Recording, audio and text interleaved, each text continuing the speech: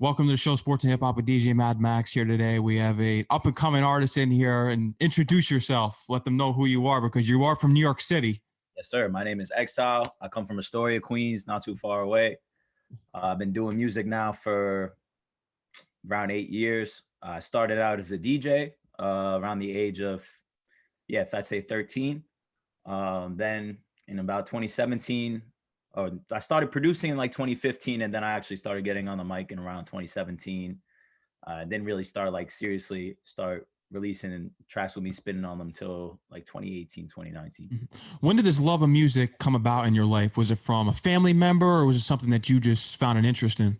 Yeah, I mean, music has been in the family for as long as I've been alive. I remember like in 2005, listening to my father listening to some Prince tracks, and my mother, she was always big on disco, so she always had some disco playing in the car. I just had music around me from an early age. None of them really knew, none of them had it was more of a love for music. They weren't, they didn't play instruments or anything like that, but they serious appreciation for music. And that's kind of where I would say that I get my own appreciation from music from. You're also in the rock. I read that too. In the rock? Yeah. Oh, into rock? Yeah. Mm-hmm. Oh yeah. Honestly, that it's funny because I didn't start.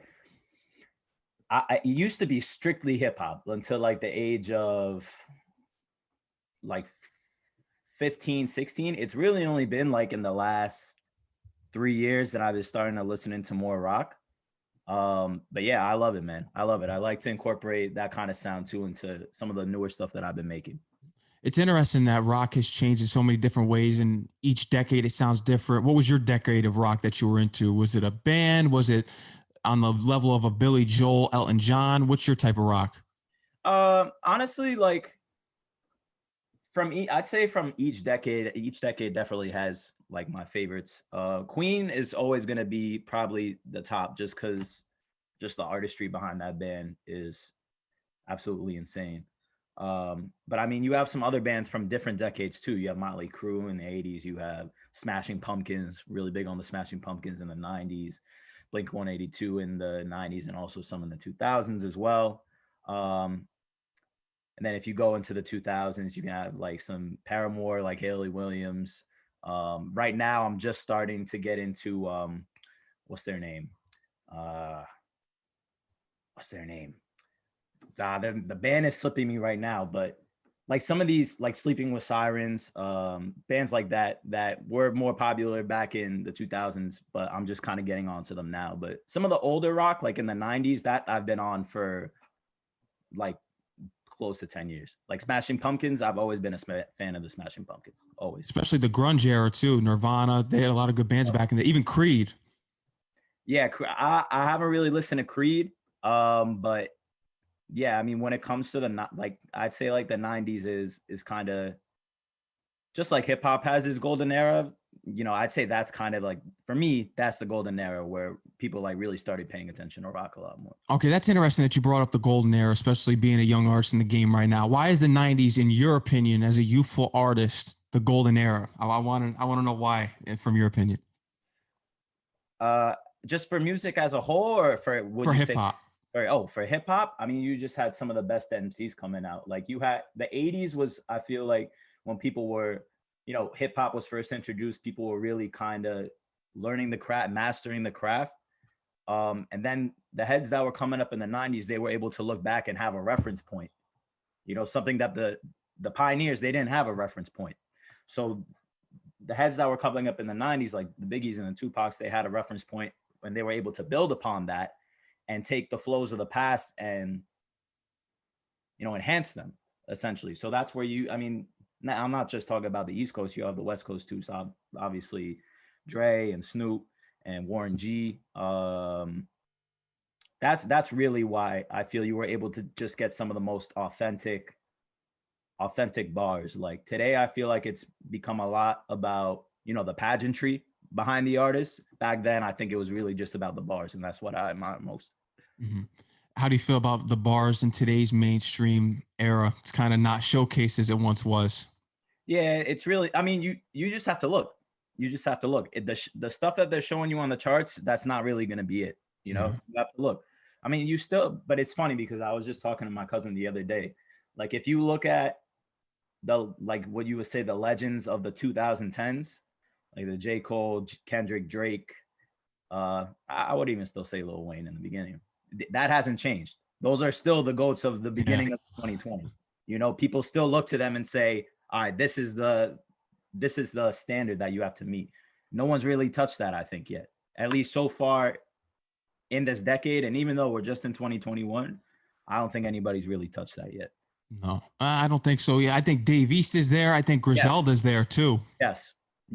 Yeah. I mean, you have to throw in a couple people like Dave East, Griselda, Corday. I'm big Corday. Corday is one of the young kids that I'm thinking like he really could take it to that level with a little more time. I've been checking you out with your singles that you have out now. You have Hucci Shoes. That you have a lyrical part in that song too, which I was impressed with and surprised about, because usually when someone sends me new artists, I'm like, oh God, here we go, another trap record. And it wasn't. It was actually creative and something different. And I think your knowledge of hip hop right here, which you're explaining to me right now, reflects in that you're trying to be different and not stick with the same trend that's out here that you hear on the mainstream New York radio stations. And props up to you on that.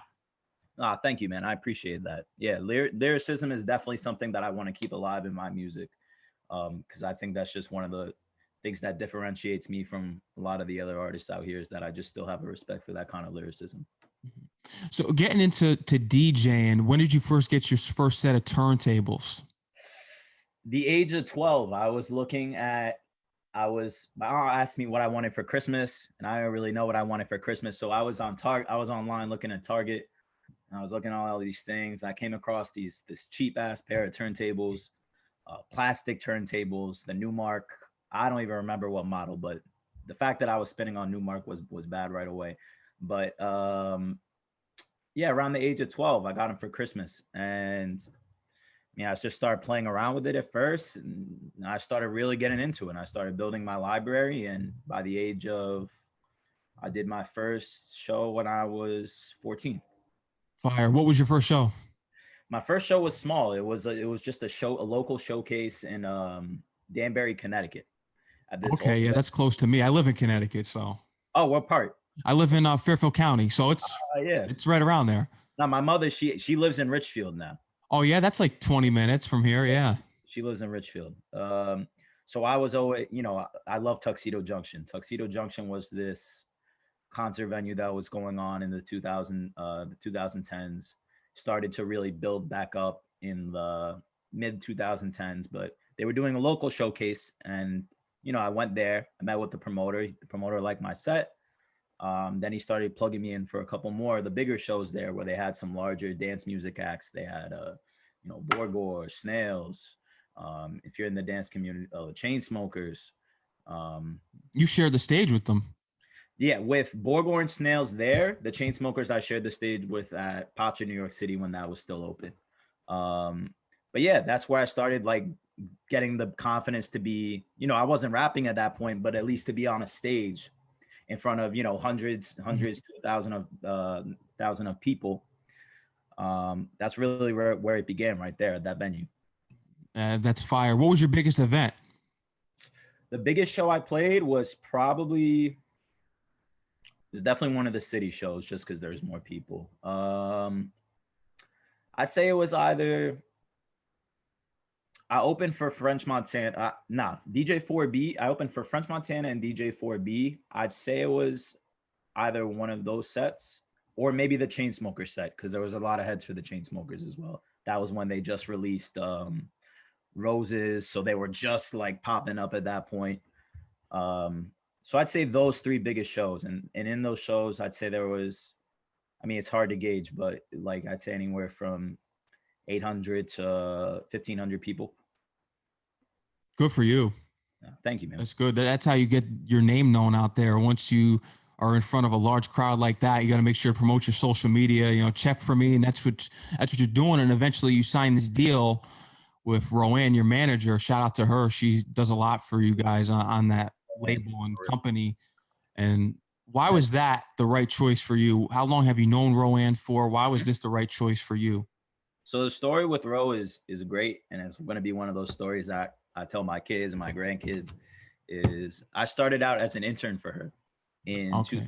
in 2019. I remember my one of my professors from college, he sent me her contact info that she was looking for interns. So I set up a meeting with her. I joined the team. I interned for the summer, and I was pushing. Mainly, Wonder was the artist that we were pushing at the time. And towards the end of the summer, before I was leaving, you know, I also had my friend Kim, who was also an intern of hers. Mm-hmm. And Kim was, you know, Kim was a big fan of mine. She liked my music, and she was like, "Bro, you know, listen to X's music."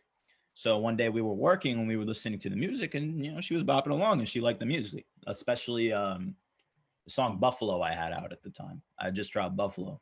She really liked that song. So by the end of the summer, we hammered out the negotiations and we signed a deal. Because you know, her work ethic is, I mean, unparalleled to 99% of the things I've seen. I mean, I say all the time, she's like a robot. She just gets it done.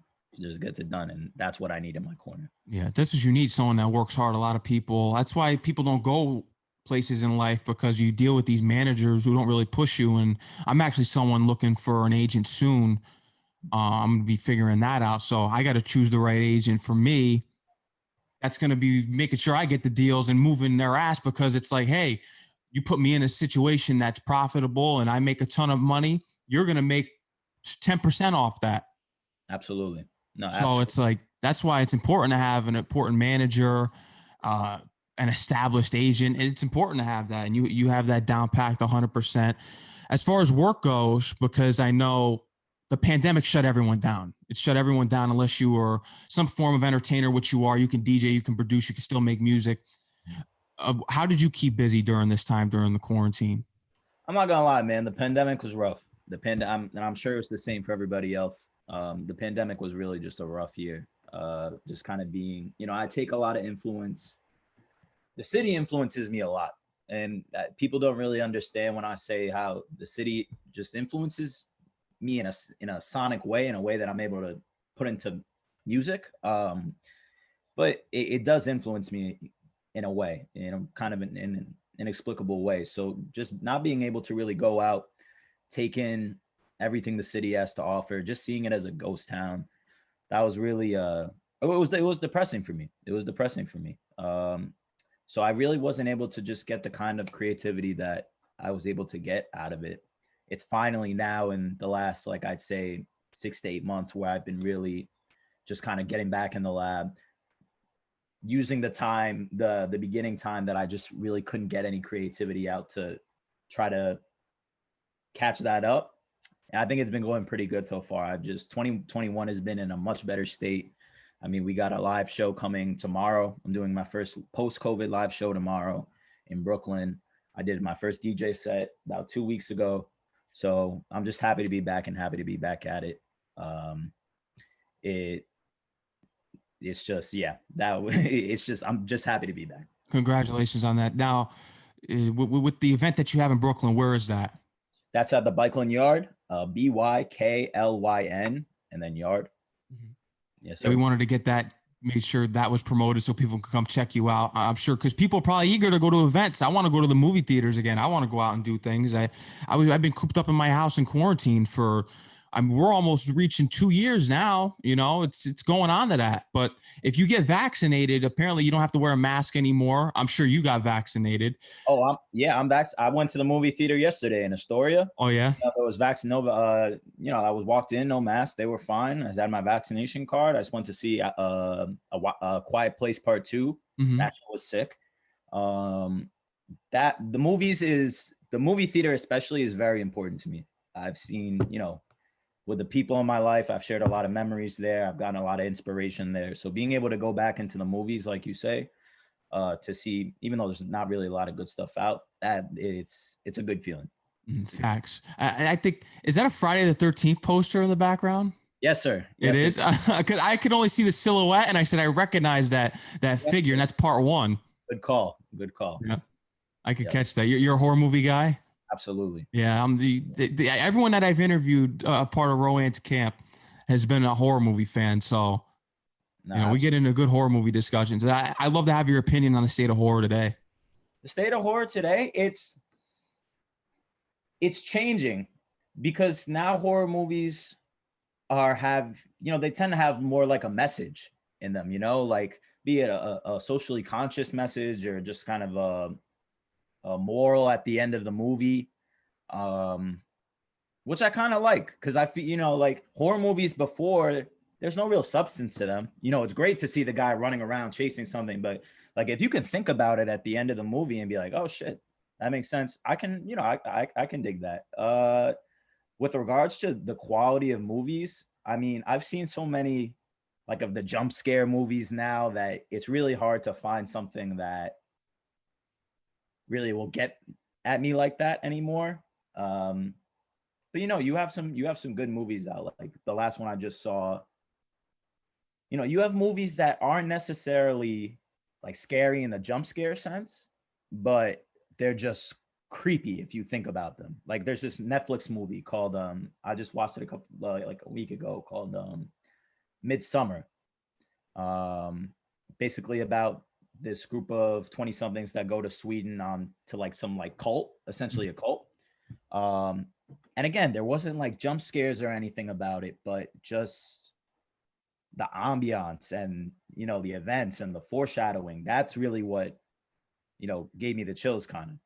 So I'm happy to see that's kind of what we're moving towards, because that we have to evolve from jump scares, because jump scares aren't going to scare people forever. Yeah, no, I'm a slasher guy, so that's why I respect the Friday 13th poster in the background. So I want to get back to the slashers, because for me, that's the golden era of horror movies for me. The Friday 13th, the Freddys, the Michael Myers. That's the golden era right there. And nothing compares to it. You could show me all the Conjurings, all the Annabelles, the hundred thousands of paranormal movies. It'll never match up to what the era of the John Carpenter, Sean S. Cunninghams, and Wes Craven. It just it won't do it for me. Yeah, like exactly. Like my personal favorite scary movie is The Shining. Okay, Stanley Kubrick. Stanley Kubrick. Nothing. I've watched a lot of scary movies. Nothing really touches that. Like nothing has really kept me up at night like that movie. So, and you're right. That's a classic feeling that it's very hard to replicate these days. That whole 80s era. Now, what was it about The Shining that it kept you up? Because that's an interesting, because people would usually say, oh, maybe The Exorcist, and maybe someone would say The Poltergeist, The Omen. Why was it The Shining for you? I'm not gonna lie, the soundtrack played a very important role. Just the creep. First of all, the isolation aspect, just that no one was around.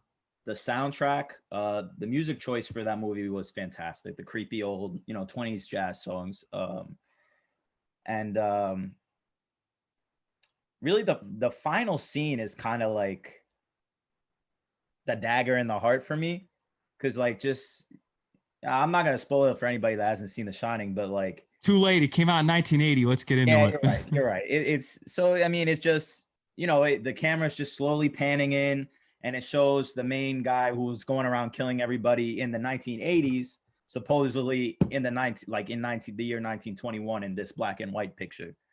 And then it just kind of fades to black with this creepy jazz song playing in the back. That to me is just that's an iconic scene that I'll remember till the day I die. 100%. That's a classic movie in and of itself. Jack Nicholson, Here's Johnny. No one will ever forget that one. I gotta say, and I was talking to Sus One the other night. He was on my show Wednesday, and we were even going over horror movies from the 2010s to 2000s. There really hasn't been a lot that have impressed me too much, and the two main ones that I will give applause to are Orphan and Sinister. I think those films were very creative for the 2000s, which was Orphan came out 2009, 2012. I think Sinister came out. Those are the two films for me from the eras now close to the 2020s that I think are done a great job. Yeah, The Orphan was a good movie. The Orphan was good. That for the 2010s, yeah, that was good. I love Sinister. That is one of my top favorites as well. Not as much the second one, but I love the first one. That was another one. What's his name? Bagul, the creepy. Yeah, he kept me up when I was a kid. He kept me up at night too. Of this recent era, honestly, the first Insidious, I think. Okay, yes, 100%. I forgot about that one. Was very good. Like a very good representation of the 2010s. The Conjuring wasn't that good. The second Conjuring, when they bring in the nun, Mm-hmm. that shit was pretty scary. But yeah, I mean, beyond that, like in the two, nothing really, nothing that stuck with me that I can remember now. You know? People are hooked into these Netflix films that are B films. I say, I mean, the B films from the '80s were better. You look at Sleepaway Camp, My Bloody Valentine. You look at those films; those were great B movies. But now Netflix, it's so just watered down, and it's too much. There's too many films. I just think that there's too many paranormal films out there. But then there's people that have grown a fan base for this film. You may have seen on Netflix, Terrifier. It sounds familiar. Does it have like a clown? Yeah, yeah. Yeah. I've seen the cover. I haven't watched it, but I've seen. Yeah, That's growing a cult following, and people are saying, "Oh, he's the modern day slasher." I watched the film. I thought it was okay. I think it was too extreme with the gore. There goes to a level where we want to see that when we watch horror movies. That's why we want to watch that. We want to see the gore. We want to see the violence. We want to see the scares. I think there comes a time when you just use so much blood, it's just it excessive. overdoes it. Yeah, I absolutely agree with you. It's just it takes away from the movie because then it's not even like it gets to a point where it's not even scary. It's just kind of gross and like Yeah. this disgusting. You know, you don't really. It's gratuitous. I see what you're saying. I see. Yeah, it's crazy. Is there any other horror films that you're looking forward to seeing that are coming out in the near future? I know Orphan prequel, Halloween Kills. Wait, Orphan prequel? Yeah, there's an Orphan prequel coming out. Oh, I didn't know that. I Hmm. didn't know that. I'll see that. Scream 5. You know, the Scream series, I was never it never really stuck with me that much. You know, the Scream series, I remember seeing the first one and I was just kind of like, look at these two dumbass teenagers running around with a mask over their head, you know? But let's see, coming soon, just like the movies being released are just so sporadic now. Like there's nothing in the immediate pipeline. Although I will say there's this when I was at the theater yesterday, there was this trailer for this movie called Old by M Night Shyamalan about these people on this island. Um, some shit goes down in that trailer, and that I'd say is probably the next prospect for me. Yeah, I gotta check that out. M Night Shyamalan, he's got some duds, but he's got some legendary films. The Sixth Sense Yeah, and Signs are the two for me. yeah, he very hit or miss, very hit or Yeah. miss. But when he hits, he hits. When he hits, he hits. Because I Yeah. remember those early M Night Shyamalan films, and we can't forget those. Those are classic, certified, legendary films, and it's crazy. But looking forward to the upcoming horror films. Hopefully, things get better, and Mhm. come back around, and we get more slashers. But getting back to you with your music and everything, and with producing, who are some artists that you've produced for so far throughout your career? I've produced for. I work mainly like I like to know the artist that I'm producing for. Like I want to like I usually have if I can have them come into the studio to record here because I just like to mesh, on a personal level or even on like an artistic level, just personally. You know what I mean? Um, so I usually make beats for people that like just music I genuinely like. So like a big collaborator of mine is Lapse. Lapse is actually he'll be He was performing. on Hucci Shoes. He's on Hucci Shoes. He'll be actually with me performing tomorrow. That's just one of my favorite MCs in the city, if not my favorite MC in the city. Based in the Bronx, we got Koi as well, KOY, who's been on a couple of my tracks. I've done some stuff with him. I've done some co-production with Black Zen, this artist out in Brooklyn. Um, yeah, I mean those like I said, there's two R&B singers that I sent out a track to them. I'm waiting to get vocals back now. There's this girl that I'm working with down in DC, a guitar player. Her name's Julie Outrage. She's super fire. Those are the artists that I'm working with right now. Um, like I said, I'm picky. I'm picky about who, whether it's I'm giving a beat or a verse or having them feature on a track. I'm just very picky about who I work with because I don't know. I just have high standards for what I want I want my music to be. How old were you when you learned how to produce, and what is your process? Is it Fruity Loops? Is it what's the other one there? The other Ableton? one, Logic. There we Oh, go. yeah. I had one of those moments where you just couldn't think of it off the top of your head. Logic. Nah, there's Fruity Loops, Logic, Ableton, Cubase, and a couple other ones, but those are the main four. I use Ableton. Ableton is mine. Okay, yeah, I've heard that one too. Yeah, I started learning Ableton when I was 13. Um, the first couple of years weren't great, because I was still learning the process. I would I listen sometimes I listen to some of the stuff that I made back then and I'm like, oh shit, I can't believe I thought this was hot. But but that's But that just, shows that you grow. yeah, that's just natural growth. That's just natural growth. But I say I really started to get a good handle on Ableton in like 2016, 2017. And then I've just gotten in the process of just mastering Ableton since then. But yeah, I've been producing for 8 years, going on 9. Good for you. Good for you. Why is Ableton the number one software that you work with? And they should pay you for this because you are promoting their brand and representing them. Absolutely, that would be dope. That Yeah. would be dope.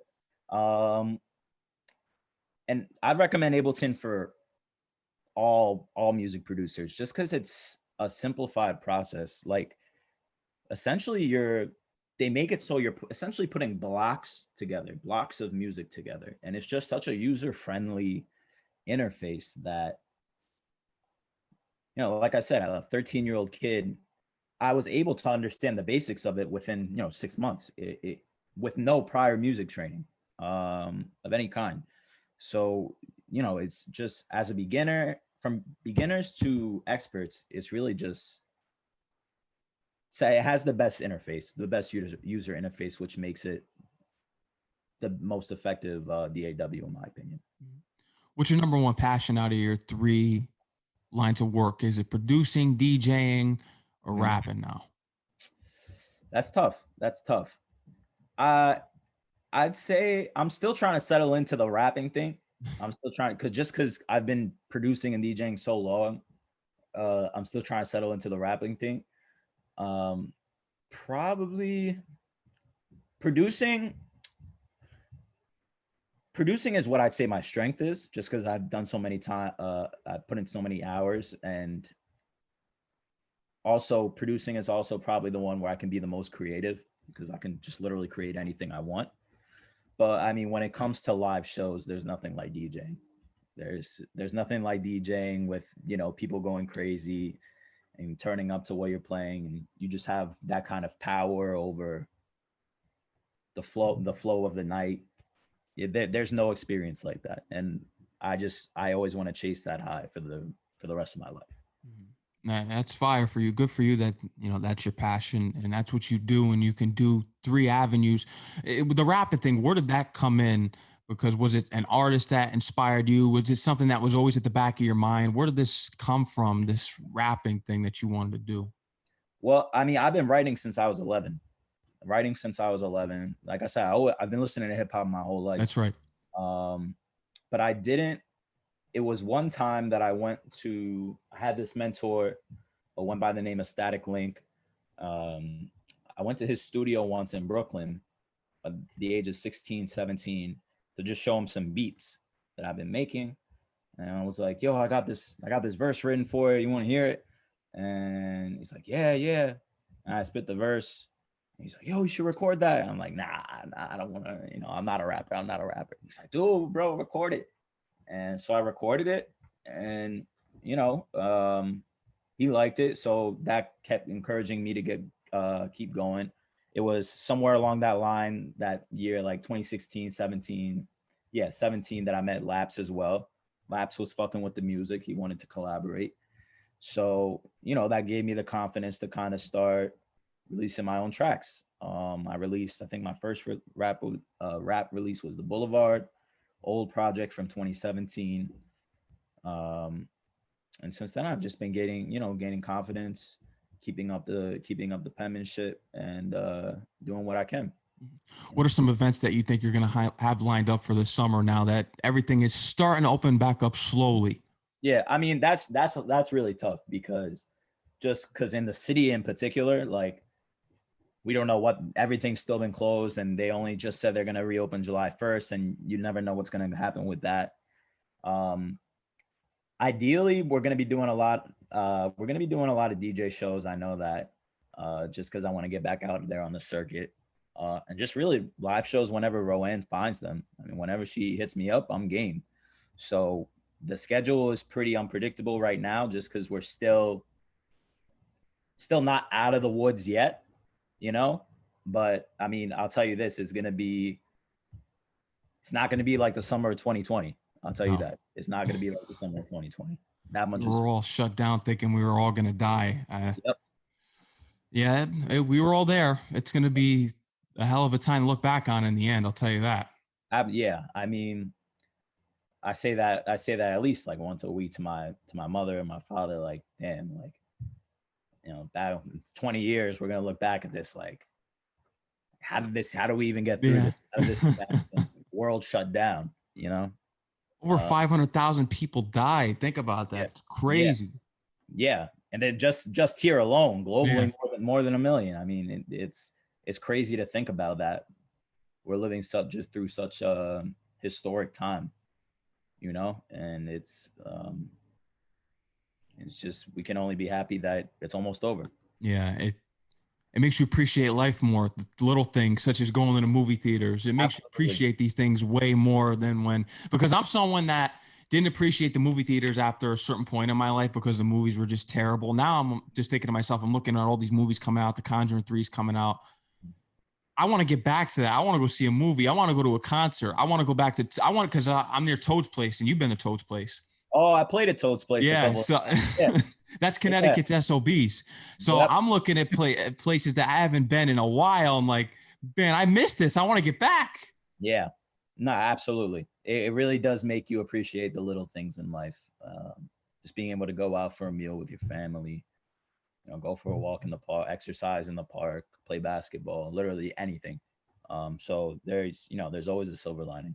Yeah, and thank God the masks are going to be going soon because I can't stand them. I mean, I wore them. You had to wear them, but it's such annoying. No, I'm done now because I got the vaccination. The CDC said that, you know, if you're vaccinated, you should be good. So I'm just following that advice because in the gym, I just can't do it with the masks anymore. It's near impossible. People that's diehards. People that were in the gym with masks on, I couldn't.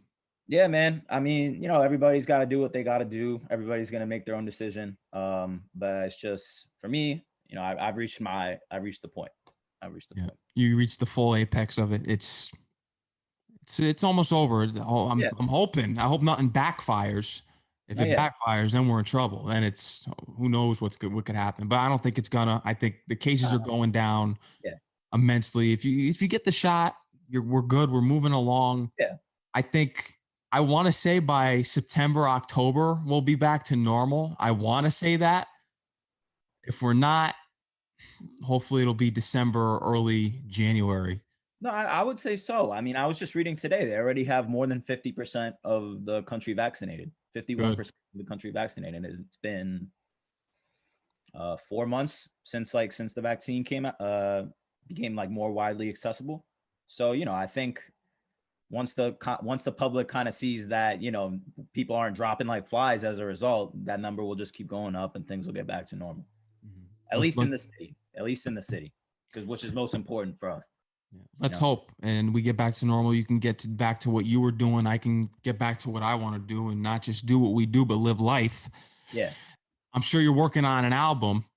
You got some singles out. Man, I like doing singles at least this early, and I do have an EP in the works. But I like doing singles early because I feel like as a growing artist, someone who's still is trying to make a name, if you put out a project like an album, let's say 10, 11 songs, it's not going to go, a lot of those songs are going to go unheard. You know, you're not going to get as much visibility versus if you put out a single, heavily promote the single, put out another single, heavily promote the single. That way you build a following. That way, when you drop that album, people are listening to that whole album. You know, there's not a single track on there that's going to waste, because everything that I put out, I want to be heard.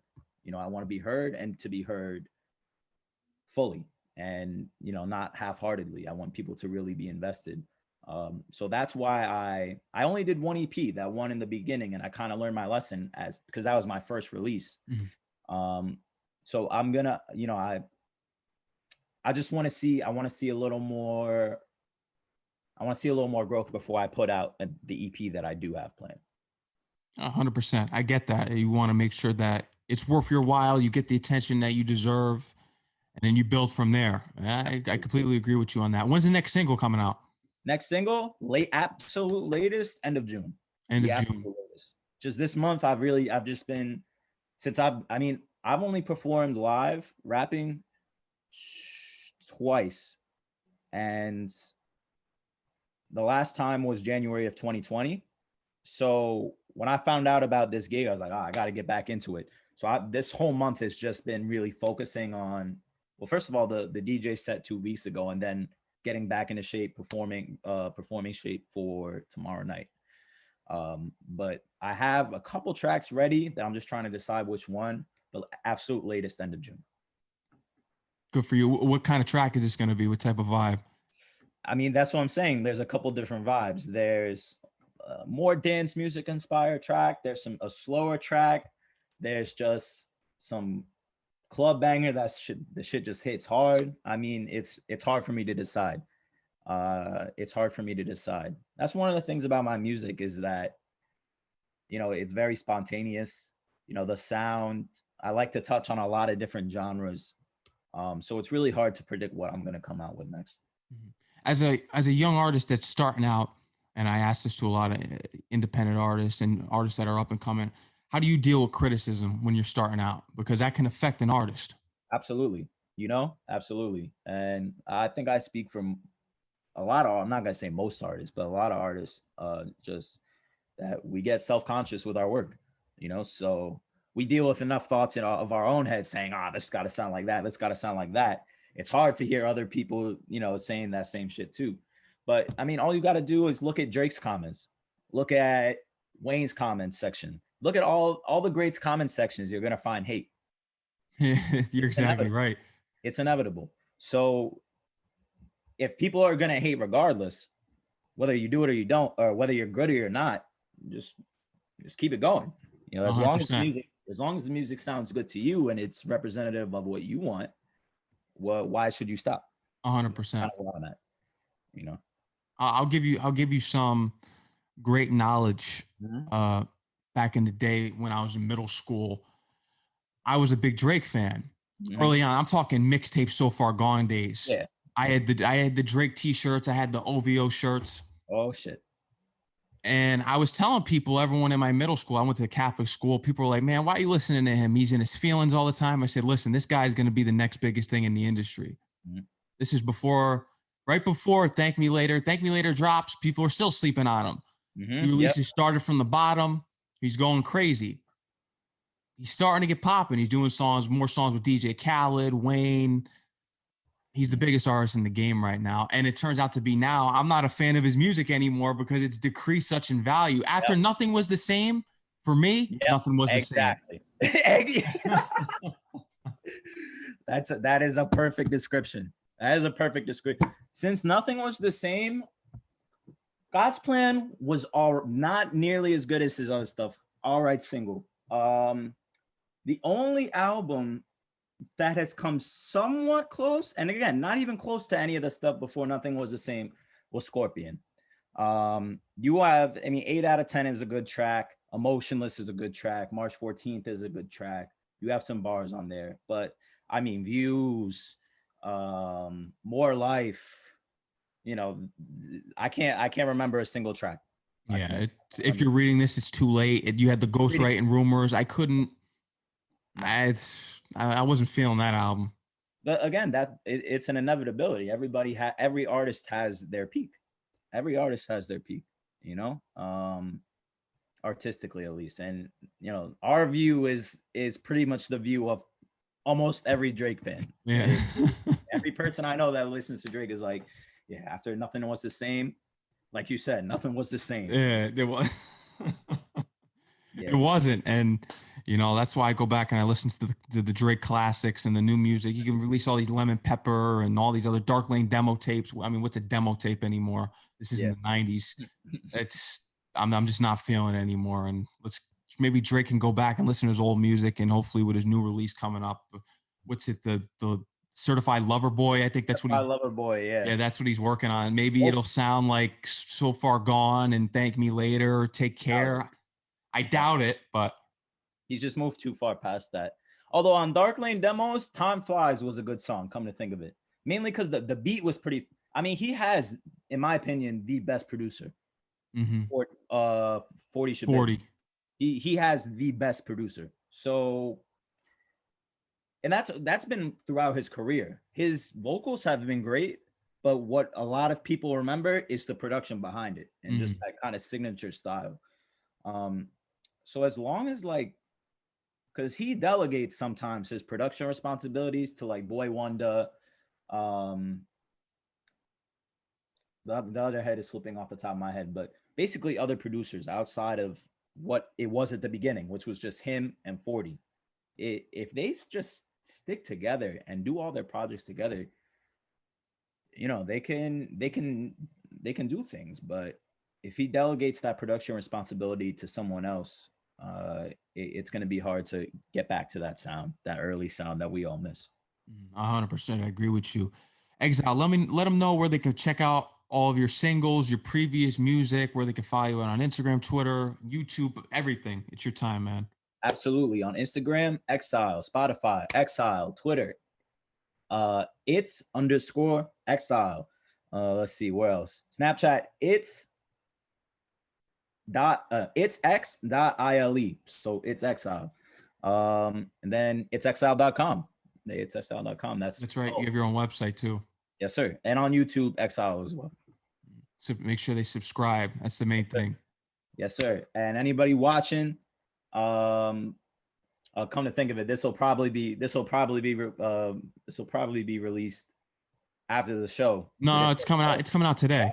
Oh, today? All right. So if you are in the New York City area tomorrow, Michael Yard, Bob's Music Game, I'll be live with DJ Sus One. If you want a ticket, get them in the link in my Instagram bio. You have to get them quick because it's a silent disco and the capacity is going to be limited. So go to my page expeditiously because I need you there right now. Yeah, check for the YouTube channel today, Sports and Hip Hop with DJ Mad Max. It'll be up there because as soon as the interview's done, that's when the editing starts, and then right there on the platform. So we want to make sure that the people tune in. You can let your followers know that where the video's at, the show's coming, your life story, everything. Let's go. That's sick. That's pretty much it, man. I want to thank you for coming on the show. Anytime that you need any promo, let me know. You're good with me. I'm good with Rowan. So absolutely, got it from there. I appreciate you for having me so much. It was a pleasure. No doubt, man. I want you to take care. Enjoy the rest of your night, and have a good time at that concert tomorrow. Get back to enjoying life, which we all need to do again. Thank you, sir. It's gonna be late. Yeah. All right, man. Take care, man. Ooh, stay up. Yeah.